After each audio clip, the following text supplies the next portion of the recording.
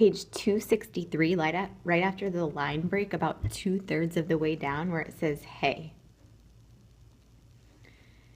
Hey, y'all all right? I gazed out into the night, seeing nothing but the gray smoke and the red rim of the fire in the east. Who's that? It's me, said Jeremy Sims, running up the lawn. Jeremy, what you doing out this time of night? I questioned, taken aback to see him. It ain't night no more, Cassie. It's near dawn.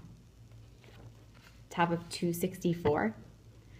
But what you doing here? Repeated the little man with a sniffle. I was sleeping up in my tree like I always do.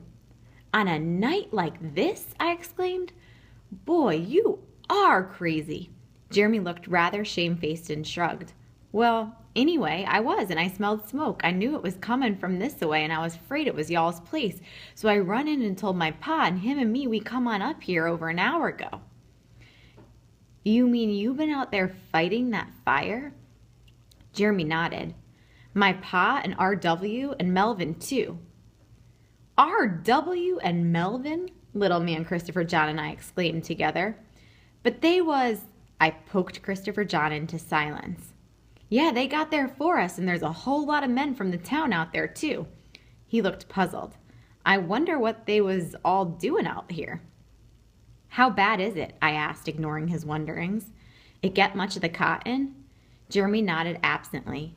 Funny thing, that fire come up from that lightning and struck one of them wooden fence posts, I reckon, and sparked that cotton. Must have burned a good quarter of it.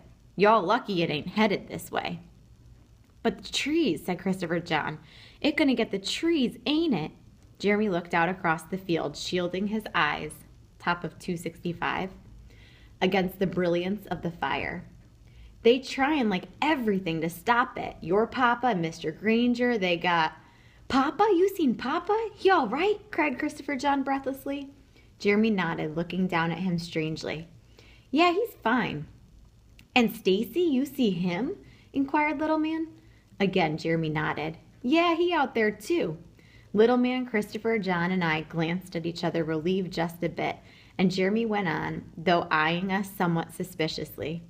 Your papa and Mr. Granger, they got them men digging a deep trench across that slope, and they say they gonna burn that pasture grass from the trench back to the cotton. You think that'll stop it? I asked. Jeremy stared blankly at the fire and shook his head. Dunno, he said finally. Sure hope so, though. There was a violent clap of thunder, and lightning flooded the field. One thing would sure help, though, is if that old rain would only come on down. All four of us looked up at the sky and waited a minute for the rain to fall. When nothing happened, Jeremy turned and sighed.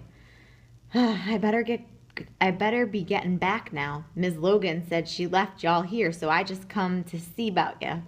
Then he ran down the slope, waving back at us as he went.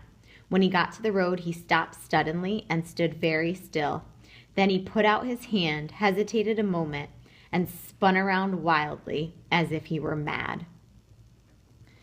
Put down your book, turn to your do now, and answer questions 1, 2, and 3.